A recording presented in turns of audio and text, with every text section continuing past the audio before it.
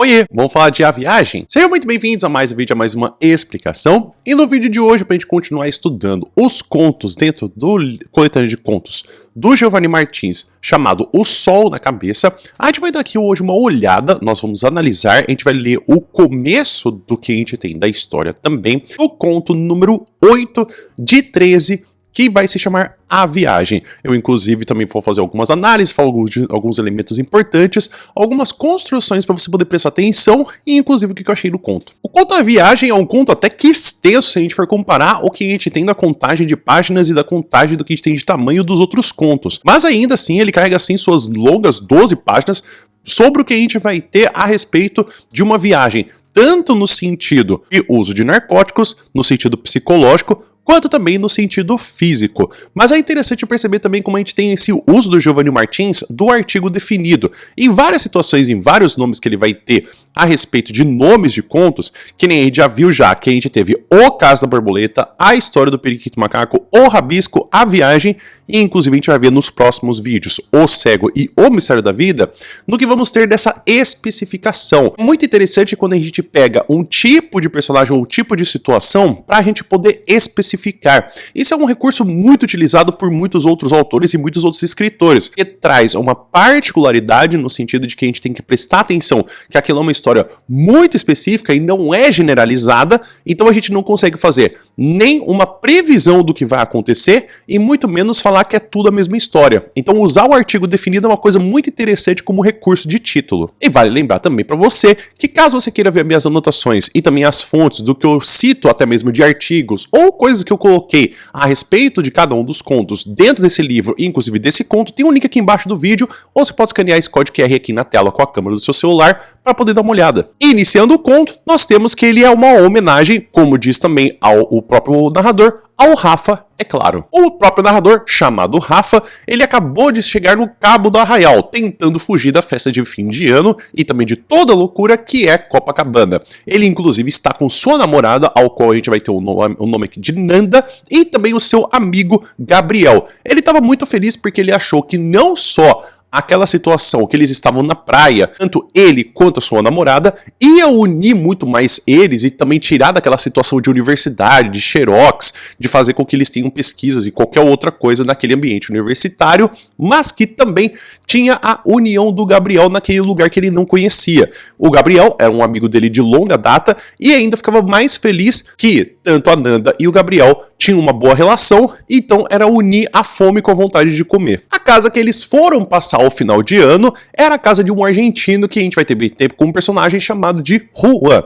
O Juan, ele não consegue realmente falar português e ao longo de toda a obra a gente vai ter meio que esse intermédio deles conseguindo falando em português, só que o Gabriel realmente é a pessoa que mais tem esse acesso para poder conversar. Ele é um cara bem estereotipado de praia, então a gente tem que ele gosta de falar alto, gosta de rir, fumar maconha e comer camarão de boa qualidade. No que eles já estavam na casa, eles já estavam fumando baseado, só que ele se sentiu tão feliz naquela situação que o Rafa começou a oferecer LSD. O argentino começou a ficar desesperado, falando não. Só que eles não entendiam se a situação era porque ele era daquele tipo de drogado que era intolerante com outras drogas. Existe uma coisa de que muitas pessoas têm a tendência de utilizarem uma droga em excesso e quando tem que falar de uma outra droga, ficam falando, não, isso aqui é demais. Mais ou menos a relação de quem vai conseguir fumar maconha enquanto tem que falar de LSD, ou uma pessoa que bebe cerveja e fala de utilizar maconha, ou uma pessoa que toma café e fica falando de quem usa energético. Só que quando o Gabriel voltou com a tesoura e ele viu toda aquela situação, e inclusive ele com LSD na mão, ele começou a dar risada e ele começou a explicar que, na verdade, aquela maconha que ele estava fumando não precisava de outras drogas. É uma situação muito comum de que quem vai utilizar algumas drogas no Brasil precisa de outras drogas porque a qualidade é realmente ruim. Só que aquele baseado era muito mais potente do que qualquer coisa que ele poderia arranjar. Então não tinha nem como a situação de ele poder utilizar outra droga porque ele já começou a ver a cena tudo muito lento. Então ele queria guardar aquele LSD para o final de ano, quando eles começassem a ver os fogos de artifício, e aí tudo começa a entrar numa descrição e uma transe meio psicodélica. Então a partir daí a gente vai ter essa descrição psicodélica, ao qual a gente tem a gargalhada do Gabriel ecoando pelas paredes, a voz do Juan tentando explicar, aquele desconforto que tem quando ele tá olhando pra Nanda, até que finalmente ele ficou pensando, pô, eu acho que eu vou talvez ser o Zé Droguinha do rolê, porque eu tô querendo usar todas as drogas antes de ser 2 horas da tarde. Mas aí ele ficou feliz que ele ia conseguir salvar a situação, porque pediram pra guardar o LSD pra quando queimassem os fogos, e aí ele se sentiu feliz de poder ser o salvador da pátria. Aí ele vai tentar dividir por igual, e inclusive ele toma um com a Nanda, e aí eles tentam começar a fazer algumas explicações de viagens psicodélicas, tentando explicar o que eles sentem, também falando sobre sinceridades, alguns cenários de amor, e também de como eles queriam ficar juntos pro resto da vida. No meio que ele tá curtindo, baseado, ele vai desenhar também a Nanda enquanto eles estão ali conversando, eles estão ali curtindo a onda, até que o Rafa, ele que é o narrador, ele tá querendo fumar uma maconha, só que aí ele se contenta em fumar um cigarro. Aí ele percebe que o Juan, ele começa a bater a mão no bolso, e aí ele pensou que talvez ele estivesse procurando mais maconha por conta da fumaceira de cigarro que ele tava fazendo, meio que tivesse entrando na cabeça. Até que ele fica procurando, e ele acha uma cápsula bem grande que estava cheia de cocaína. Quando o Gabriel olhou para essa cena, ele esbugalhou o olho e começou a dar risada. Então não era que ele estava procurando mais maconha, ele estava procurando a cocaína. E aí ele começou a dar risada, ele fazia todas as linhas certinhas para que cada um conseguisse utilizar. E aí vem o cenário de cada um.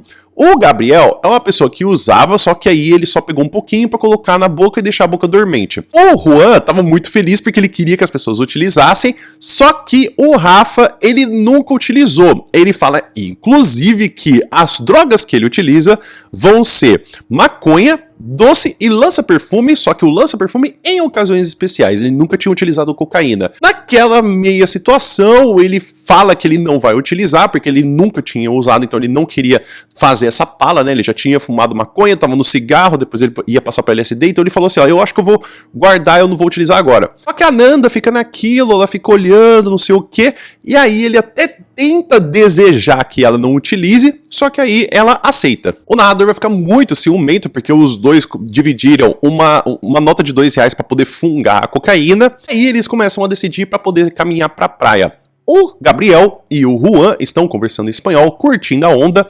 O narrador também, ele tá fazendo algumas descrições do que ele fica maravilhado de como que são as construções, os dedos da mão de uma pessoa, assim como das árvores, que tem toda retorcido também os galhos e as folhas, e ele fica maravilhado de como tudo é muito perfeito e muito bem elaborado na natureza. É algumas viagens que ele vai ter meio introspectiva que vão acontecer, e também ele vai dividir aos poucos com a Nanda, só que é muito legal porque ele fica muito focado nisso, ele vai dando descrições, ele até mesmo fala, caralho, como a vida é perfeita, olha essas coisas que estão acontecendo e que eu posso ver, né, que eu também tenho os meus olhos, e os meus olhos são desenvolvidos e são criados para que eu possa me admirar com essas coisas. Enquanto isso, ele tá percebendo que a Nanda tá afungando o nariz, e ele fica até com um certo receio da possibilidade dela tá tendo uma onda errada porque ela misturou droga. Por isso, eles vão conversar, e aí o Rafa, ele meio que ciumento, tenta trazer o assunto do Juan. Ela fala que ele acha ele bem maluco, mas no sentido de que ele aproveita a vida. Ele era muito intenso, então ele não tinha como que ele pudesse fazer as coisas pela metade. Se ele tinha que fumar maconha, ele fumava maconha com muita intensidade. Se ele tinha que comer camarão, ele tinha que comer camarão com muita intensidade. E se ele tinha que falar, era como ele continuava falando, era falar de uma forma muito alta.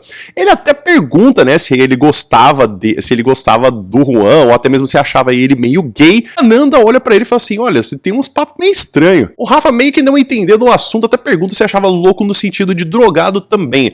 Fala que no final do ano todo mundo se sentia drogado, porque era um acúmulo de estresse, era também pessoas descontando em drogas, descontando em bebida, ou descontando em comida, que era realmente um período que todo mundo achava que o ano ia acabar e queria aproveitar ao máximo. E até mesmo acontecia de que muitas pessoas ficavam decepcionadas porque o ano não acabava. Depois ele adiciona a ideia perguntando de que se ele achava o Juan gay. E a Nanda olha pra ele e fala assim, olha, eu achei essa pergunta muito estranha. E inclusive, você ficou interessado nele? Você não sabe o meu lado ciumento. Eles chegaram na praia e a felicidade invadiu todo mundo. A gente vai ter a Nanda, que ela tinha inclusive tirado o biquíni, e o Rafa, que ele não percebeu que tinha acontecido isso. Ele falou que era natural que as pessoas olhassem pra uma mulher tirando roupa, que era sempre uma cena muito bonita, só que ele queria ver se o Juan tava olhando com malícia para ela, e ele não conseguiu ver isso, e aí ele foi aproveitar a água. A água tava muito fria naquele dia, que tava muito quente, e ele atribui isso ao equilíbrio universal das coisas. A Nanda fica pensando muito em várias coisas, como o próprio narrador aponta conta que ela também pensa demais e fica nesses pensamentos introspectivos e percebe como o Juan também estava olhando para as ondas, aproveitando quando elas quebravam, ficava vendo daquela forma intensa que ele sempre vivia, e aí se uniu aos garotos dentro da água. Ele ficava também muito feliz vendo o Gabriel, de como ele ia para um lado, para o outro, ele corria, ele ficava muito feliz, falando como a liberdade invadia o seu corpo e tomava conta dele. Enquanto ele tinha aquele pensamento que unia, falando como todos os átomos se reuniram naquele momento para poder criar a praia, criar o mar, e como tudo aquilo era muito bonito, ele também ficava maravilhado com os tons de azul que tinha também da água, e também a Nanda, enquanto tomava sol, depois foi se unir a eles. E ficava maravilhado pensando como que aquela água era íntimo dele, era uma situação que ele tinha como se os dois não se conhecessem, mas se abraçavam porque eram átomos que já tinham se encontrado em um outro momento e por isso que se abraçavam e se conectavam. A gente vai ter que dessa alucinação, que depois eles ficam pegando areia, jogando água um no outro,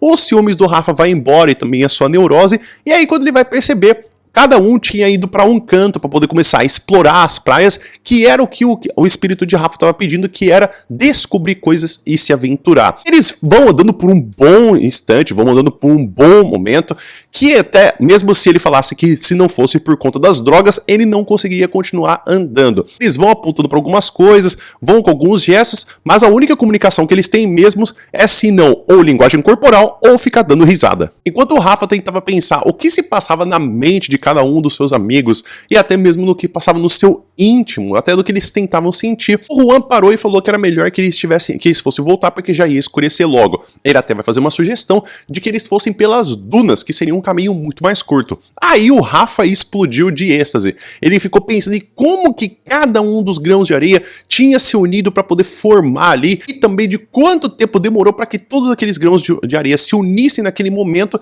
e ele ficava pensando nisso até que ele percebeu que tinha a possibilidade que eles estavam sendo seguidos. Eram dois loiros altos que estavam utilizando roupa de academia, e ele já tinha percebido antes que estavam sendo perseguidos, mas ele ficou pensando que era mais da onda do que estava batendo nele do que realmente de fato estavam perseguindo. Só que quando eles começaram a andar pelas dunas, ele percebeu que também os dois loiros estavam seguindo, e ele começou a ficar neurótico. E aí fica naquela mistura de ele estar usando as drogas, e ele fica pensando, será que eu vou virar o doidão do rolê? E aí ele segura pra ele a verdade. Só que aquilo vai começando a corroer a sua eternidade. E aí ele começa a pensar, eu tenho que falar, eu tenho que falar, eu tenho que falar. Ele desistiu e falou, tem dois caras perseguindo a gente. E aí ele é taxado do doidão do rolê, e ele falou assim, quer saber? Eu tô vazando daqui. Pegou a Nanda pela mão, pelo braço e saiu correndo. A Nanda começou a dar risada e perguntando o que o Rafa tinha, e o Juan e o Gabriel ficaram parados olhando, vendo aquela cena enquanto ele corria. Pra piorar a situação, ele percebeu que realmente os dois playboys altos eram da geração saúde e corriam muito rápido. Então não tinha nem como eles conseguirem ganhar na corrida. E aí, quando o Juan e o Gabriel já perceberam que os caras estavam correndo, eles já tinham uma noção de onde eles estavam correndo. Eles tinham conhecimento daquelas dunas. Então o primeiro a ser pego foi o Gabriel. O Rafa, ele ficava pensando de como que era possível que aquilo estava acontecendo naquele dia e de como tudo aquilo parecia ser surreal. Aí ele fica tentando fazer alguns cálculos na cabeça para poder dar uma investida como jogador de futebol americano e derruba um dos brutamontes. O Juan, vendo toda aquela cena, pega a Nanda, sai correndo e continua a sua disparada. O Rafa, ele tenta meio que se debater, ele tenta fazer meio escândalo para que o Brutamontes não consiga pegar ele, e aí ele começa a gritar falando que ele não tinha nada, que era pra deixar eles em paz. Até que os dois playboys, olha só, esse cara aqui, ele tá falando português, ele não é turista, ele não é gringo, porque inclusive a gente tem essa expressão de gringo pra poder falar de pessoa que não é do Brasil. E aí o Gabriel, quando percebeu que os dois estavam falando em português, aí ele cresceu e ele falou pra respeitar os moradores, falando que eles eram moradores ali da região também. Os dois playboys foram embora, só que aí começou a bater uma bad muito forte no Rafa. Começou a crescer uma confusão toda, porque eles não sabiam onde eles estavam, tava começando a escurecer, e aí apareceu um pântano ali. Eles tinham que atravessar esse pântano porque era o que ia dar o caminho pro centro da cidade, e o Rafa começou a pensar em como tudo aquilo poderia reverberar no relacionamento que ele tinha com a Nanda. Ele começou a ficar muito triste e até feliz que ele não conseguiria ser visto, que ele estava chorando no meio do pântano, que estava muito escuro, enquanto ele andava com o Gabriel. Ele ficava pensando o que podia ter acontecido com a Nanda, o que ia ser do relacionamento deles, e quando eles saem do pântano, ele fica procurando por ela, muito neurótico, até que ele ouve a voz dela vindo de uma farmácia. Ela tinha ido comprar mertiolate porque ela tinha se machucado feio. Ela vai descrever porque quando começaram a correr, elas foram batendo tudo que tinha de espinho e não parou. Ela falava que era até estranho ver todo aquele sangue, todo aquele machucado e não sentir dor nenhuma. O Juan, ele tava olhando pra tudo, né, dando risada, daquele jeito desastrado que é dele de sempre, e depois de todos esses pensamentos de que ele tava tentando gritar por eles no pântano e ia tentando achar, ele ficou falando, caramba, mano, ainda tem 2 dias pro final do ano, o que será que ainda a vida pode me reservar? Então, só pra gente poder se identificar com o comecinho do conto, eu vou ler aqui as partes iniciais para você poder ficar interessado. Eu havia desembarcado em Arraial do Cabo com a intenção de romper o ano num lugar tranquilo, longe daquela loucura que era Copacabana, onde muitos de meus amigos planejavam passar a virada. Era o primeiro fim de ano ao lado de Nanda. Estava completamente apaixonado. Esperava que a viagem nos inicie ainda mais, proporcionando experiências impossíveis para a nossa vida universitária no fundão. O lugar era lindo e vibrante, muito distante do nosso passado recente de trabalho atrás de trabalho, xerox atrás de xerox, cobrança, falta de trampo, ansiedade. Chegamos e encontramos o Gabriel à nossa espera. Eu estava feliz de saber que passaríamos juntos os últimos dias do ano. Gabriel é meu amigo mais antigo a quem contei todos os meus primeiros segredos e com quem compartilhei as primeiras descobertas, e sua presença no momento de tantas mudanças era um alívio. Certas coisas devem realmente permanecer como sempre foram. Naquele momento, eu precisava ter essa certeza. Por sorte, Nanda simpatizava com eles, ele simpatizava com ela, o que facilitou tanto para que Gabriel fizesse o convite, quanto para que Nanda aceitasse. A casa era do Juan, um argentino primo do Gabriel. O gringo era do tipo feliz e desastrado, como normalmente são os gringos muito louros, pelo menos quando estão de férias. Quando se mantinha calado, não tagarelando suas palavras castellanhas, conservava certo charme. No entanto, gostava mesmo era de falar e rir o mais alto possível. Gostava muito de uma boa erva e trazia altos camarões da melhor qualidade, de modo que em menos de 2 horas fumamos respeitáveis 3 baseados. Era uma casa simples, vazia, um canto perdido num lugar bonito, ideal para passar uns dias e curtir a vida. Tinha 2 quartos, um banheiro pequeno, uma cozinha que se ligava à sala e uma rede na varanda. Era a minha primeira vez em Arraial e eu estava louco para explorar cada centímetro daquela terra. Eu acho que muito se esconde de um bom escritor quando a gente vai analisar a parte descritiva. Você pode ter meio percebido que quando eu fui contando a história, parece mais uma contação de 2 pessoas, de várias pessoas muito loucas de drogas que quase foram assaltadas, mas que na verdade a gente percebe que aqui a gente tem esse acesso ao psicodélico e essa viagem no sentido emocional. A gente pode talvez associar essa viagem que foi feita pelo Rafa como várias partes. Poderia ser uma viagem emocional, uma viagem de memórias, uma viagem física e uma viagem até psicodélica do que a gente tem como acesso das emoções. É uma coisa curiosa porque muitas pessoas talvez possam falar, mas isso aqui é uma história de droga, são só um bando de Zé Droguinha usando droga na praia. Na verdade, nós temos muitos escritores que têm sim várias obras que falam de acesso de drogas. A gente tem também o que fala nos Lusíadas, como também várias partes psicodélicas. Temos também o Fernando Pessoa escrevendo vários poemas falando sobre o ópio. Então o assunto sobre drogas e também da gente falar de poesia e literatura não é algo muito novo. Então, alguns elementos narrativos muito importantes são que a gente tem primeiro da parte da sinestesia. A sinestesia é quando a gente tem essa mistura de sentimentos, ao qual a gente vai perceber que muitas das vezes o próprio narrador vai falar de como ele se sente, de como que ele tem o cheiro, de como ele tem o gosto, mas eu gosto muito desse conto porque ele vai desde o acesso do que fala de sentimentos positivos até sentimentos negativos. Dentro dessas 12 páginas, a gente tem tanto vergonha, ansiedade, desespero, felicidade, êxtase e até medo. Então, é uma gama de sentimentos muito forte, porque muitas vezes talvez um escritor ele se focaria em apenas um sentimento, como talvez o Aloysio Azevedo que tem em Noite na Taverna, que ele fala apenas do medo, do terror. Aqui a gente tem uma gama de sentimentos muito maior que eu acho que mostra um certo domínio dos sentimentos para poder se narrar. Além disso, temos o que a gente fala do texto descritivo. Eu acho que essa parte da gente ter dessas descrições que não se limitam apenas ao visual, mas falam também do auditivo. Se a gente for ver, o Juan ele tem várias descrições que vão desde o visual dele ser loiro, mas também aqui a gente tem até mesmo do auditivo, da sua voz alta, e até mesmo que a gente poderia até mesmo falar de outros tantos pontos, como a gente tem também até sentimento do paladar, como por exemplo ele gosta dos camarões e também dá essa sensação do que talvez ele tenha o acesso de outros tipos de alimento. Então perceber que o texto descritivo ele não se limita a apenas visual. Tem quem muito gosta de quando fala, porque parece até que é uma cena de filme quando tem essa descrição da cena. Mas é aí que tá. O cinema, ele só ganha muitas vezes pelo visual e pelo auditivo. Mas a gente tem na literatura a possibilidade de ter também o tato e também ter o olfato, que é uma coisa que é muito sensacional e é uma coisa que mostra muito se um escritor ele sabe fazer boas descrições. Algumas construções importantes são inicialmente que a gente tem esse olhar complexo de coisas simples. Isso é uma coisa que acontece com muitos escritores, principalmente quem vai ter que escrever conto e que tem que escrever crônica, porque a gente tem aqui uma certa história que talvez tenha acontecido com muitas pessoas, que é ir viajar para poder passar o final de ano. Você poderia trocar, talvez, esse uso de drogas por qualquer outra coisa, como por exemplo, você poderia ter usado isso, como você fala, por exemplo, de álcool. Se fossem as pessoas que só bebem cerveja, mas que aí estavam descobrindo de tomar uísque, de tomar cachaça, de tomar vodka, ou até mesmo que você poderia colocar de quando tem jogo de videogame, que aí você traz alguns primos, que aí eles jogam esse jogo, depois jogam outro jogo, ou jogo de tabuleiro, você pode substituir isso por várias coisas. A intenção daqui que a gente tem, que de fato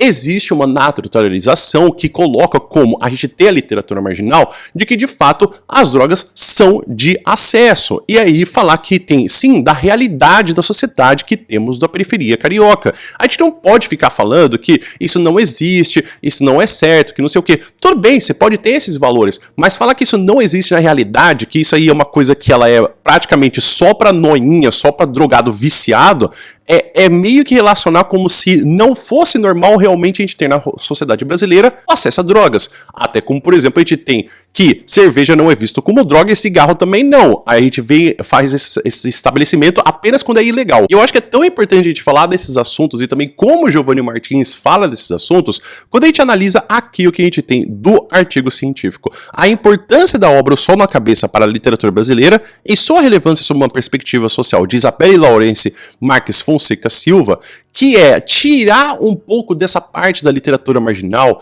e também dessa visão de periferia, ou também de drogas, como colocar as pessoas como vítimas. Eu acho que tem muitas das vezes que a gente não percebe que sim, a obra inteira está mostrando que eles estão usando porque sim, é normal. Mas aqui nós temos jovens que eles querem ser protagonistas, eles querem fazer as ações. A gente tem sim que eles se lidam com algumas situações que eles não têm controle total, por exemplo, os ciúmes do Rafa com a Nanda e o Juan, ou se não, o assalto que realmente a gente vai ter, que é uma parte mais física, mas que aqui a gente percebe que eles não são pessoas que estão apenas apáticas, ou senão que elas estão só recebendo a ação e elas não reagem. Aqui elas estão fazendo as ações, partem para as consequências, como tem tanto os ciúmes que ele poderia simplesmente ter falado com a Nanda, ou se não, eles poderiam ter simplesmente não dado uma pala e ir andar pela praia que não conheciam, é perceber que eles não são apenas receptores do cenário, eles são pessoas que estão ativamente escolhendo e ativamente fazendo as decisões e que daí sofrem suas consequências. Não é porque eles são coitadinhos que estão recebendo e que o sistema está oprimindo eles. Aqui nós temos que a representação da literatura é uma perspectiva social de protagonismo. Agora, o que eu achei desse conto? Eu acho que o que mais brilha nesse conto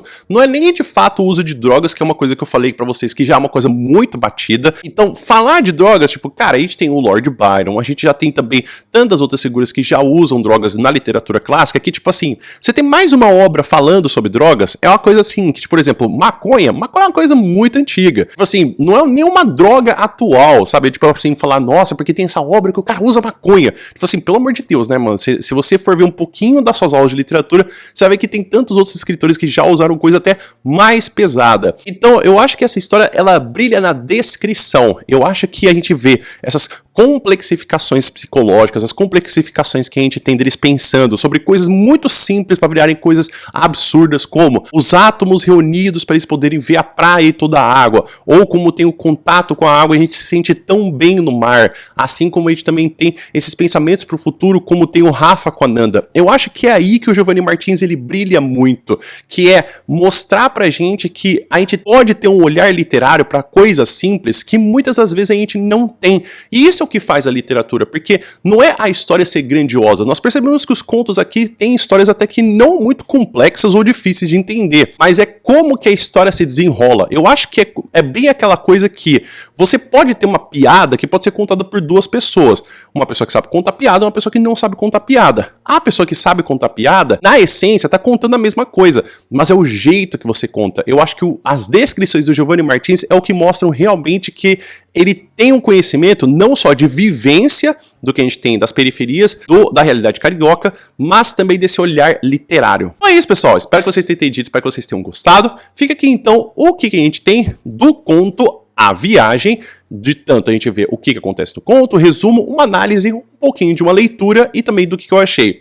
O que você achou desse conto? Você vai ler ou o que você está achando dos outros contos? Tem alguma dúvida, alguma pergunta, alguma reclamação? Escreve aqui nos comentários pra gentileza. E lembrando a você que a gente está tendo aqui a análise de todos os contos que temos dentro do livro O Som na Cabeça. Tem essa playlist aqui com todos os vídeos, com eu falando sobre o contexto geral sobre o livro, assim como cada um dos contos que eu falei. Então eu já falei sobre Rolezinho, já falei sobre Espiral, também já falei sobre Roleta Russa, o caso da borboleta, a história do periquito e do macaco, também já falei de Primeiro Dia, e se você quiser ver o conto anterior à viagem, se chama O Rabisco, que eu já fiz uma análise. Se você quiser ver o conto que tem depois de A Viagem, vai ser o Estação Padre Miguel. É um conto também relativamente longo e até um pouquinho pesado, mas eu acho que mostra um pouco mais da realidade carioca, que a gente pode falar um pouquinho mais, pensando que não é tanta literatura falando da vida, mas a vida que virou literatura. O vídeo vai ficando por aqui. Muito obrigado por todo mundo que ficou até aqui, espero que você tenha um bom dia, e a gente se vê no próximo vídeo. Até mais!